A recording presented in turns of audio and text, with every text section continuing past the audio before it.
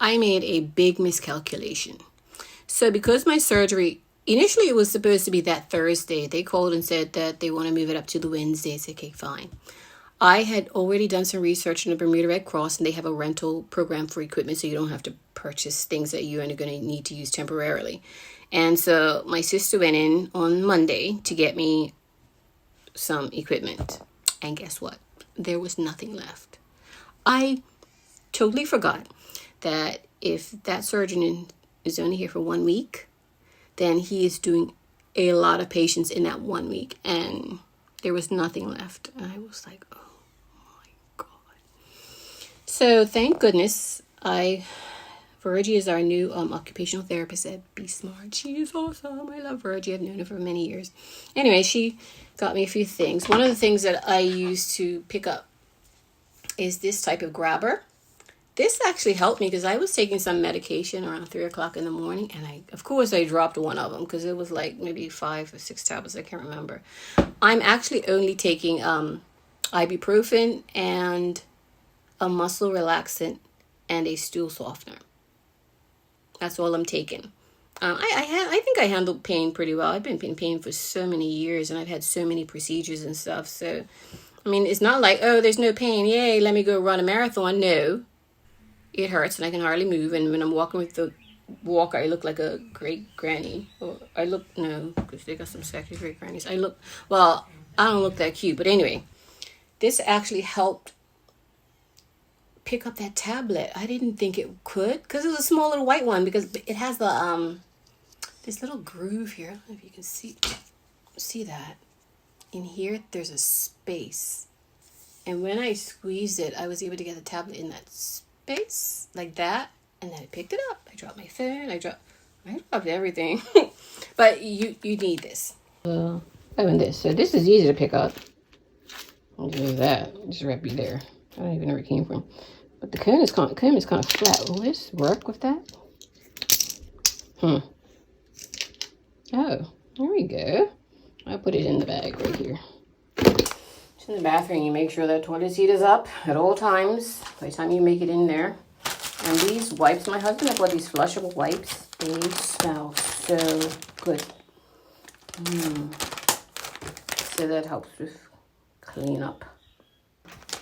We were going to go and rent a 3-inch toilet riser, but they were all out. And Virgie, our OT from Be Smart, she came by. Of course, she had to do her inspection of my bed and everything. She was not playing because she was not happy about what was going on with the whole surgery situation. But we have a comfort toilet down here, which is a little bit higher. The one upstairs is much, much lower. But I am only 5'2", so I can get away with this height. I just hold on to that with my left hand after I go driving. I'm driving. I put one toilet paper right there. And then I hold on to this and this and open my legs a little bit after I've tucked up my dress. I don't have to use the bathroom now. And then I'm there. So this height is fine for me, but if you're taller than 5'2", I say if you're 5'5", and even if you do have a comfort toilet, you're going to need at least a 3-inch toilet riser. If you've got a really small toilet, you're going to need like a 5-inch riser. There's nothing you can do about it. You're just going to need it. Now my bed was fixed really nicely. Virgie came over and she wasn't happy. She thought my bed was still too soft, even though I took off the sponge and put it in my boy's room and took his IKEA mattress and put it on mine. So what she did, she got my husband, we took one of the mats from Be Smart and he put it underneath it because I think it was sagging. I need a new bed anyway, right? Because that was actually covered by the gray thingy. But when my husband had to take it off and put the mat underneath it to give it some more stability, and obviously it can't fit in there because it's extra long. It comes all the way out there. So now it doesn't sag as much on that one side that I use. So I'm going to stop this here because and I have steps. In order to go upstairs to the kitchen, then I have to go up the steps. So I usually go as far as the bottom of the step and transition to the cane and take about 30 minutes to get up steps. And Then by that time, my husband's already brought the walker upstairs. And I sit in a hardback chair up there. But I'm feeling tired today because I probably did too much yesterday. And I'm just trying to sit down here and take a break. People who have never had this surgery before, too, might say, oh, you might not need a walker. You might. No. You need a walker. I have a cane, and they said, oh, the cane might suffice. Might, again, I don't like that word might. The cane did not suffice. It had me walking all squirrely to one side, and I knew that I was not in proper alignment, and my hips were killing me. This water bottle, it was just a Fiji water bottle, and he emptied it and put like half Powerade, half water. Now this looks like it's got more water than Powerade. It doesn't matter. But this nozzle is easy to use when you're lying down. Don't get some fancy big open top thing, because then you will drown yourself if you're lying down on your back or, you know, propped up and you're trying to get something to drink. So I know that Powerade has a similar nozzle, but we couldn't find any of those nozzles. But he found this Fiji water one, so we use the water and then we just keep refilling it. That's a good idea here. I've had this in here. They sell ones that are half the size of this down at Gorham's, and they're very expensive. I think I ordered this on Amazon, and I had other stuff in it, makeup maybe or whatever, art stuff, and I took it out. I have this guy in here. It's a nice little light. The comb, some other things down there, but I don't really have anything down at the bottom that I really need so I don't have to bend over, because you cannot bend, lift, or twist for 3 months after a spinal fusion. It takes a year for the bones to fuse, so you have to be very careful how you move. So having something like this nearby that you can just reach out and grab and pull towards you is very helpful. So let me flip this back upstairs. And see, to me it looks like a mountain trying to get up those stairs and down those stairs, but that's just how it is. So I usually bring my walker out to the bottom of the steps and leave it here, and then like the cane's usually hanging around there, and I take that and I go up the steps very slowly. I put the cane in my left hand when I'm trying to go up the steps, because my right foot's dominant. So then when I go up to heaven. So that's my good foot or my stronger foot. I use the right foot, left foot, and then the cane. And when I come back down, going down to hell, like you use your non-dominant or your weaker or your not really bad, but your bad foot. That you just reverse it, and so I put the cane in my right hand, and the left goes first. Left foot, right foot, cane, or left foot, cane, and right foot, whatever works for you. They tell you, oh, do it this way, what? Unless they have done the same thing. Whatever. I already spoke about these guys. I don't know. Since I got them from the hospital, I don't know where they got them from, but I'm going to look online to see if I can find some like disposable hospital booties with a non-stick sole. I don't know how long these are going to last, because the top is not looking that great, but hey, this here, I gotten this from Amazon. It's a nice pack, but you have the option of purchasing 2 of the inserts. I will probably do that next time. I mean, I have something else, but it's probably more convenient.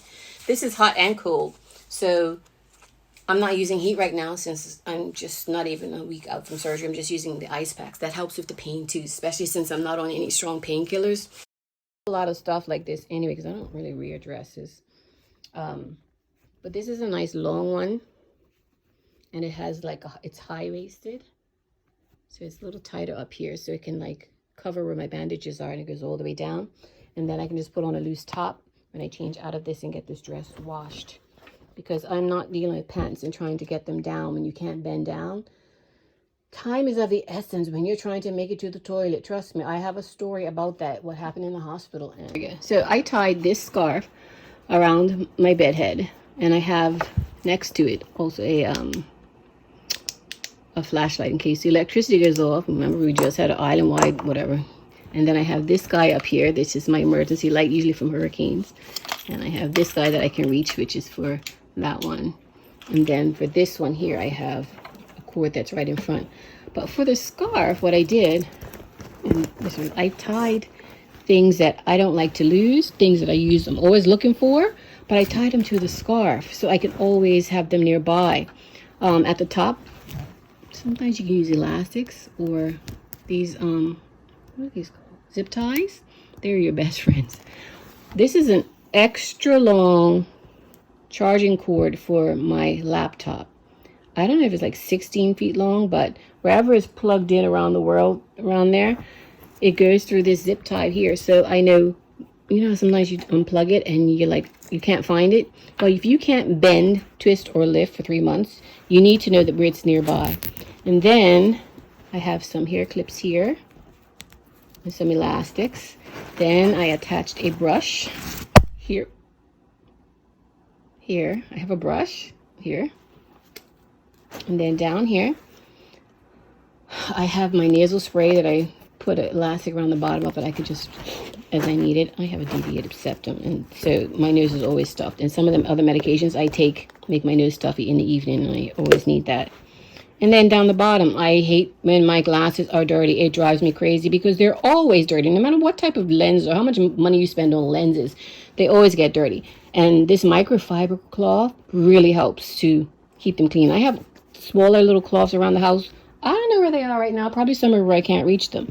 So whenever I'm looking for one of these things, I know I just have to reach and find my scarf and pull it and use it. So this is a great idea, and it's worked out really well. Thing I would like to mention is the usefulness of this neck pillow. I've heard other people mention that these are good to use after the surgery, and I quite concur. It has been a blessing because you have to lie on your back. On your back is still the best way to sleep, but even when you're in the bed, sometimes your neck is at an awkward position because you still want to elevate it because you don't want it to be flat like a board.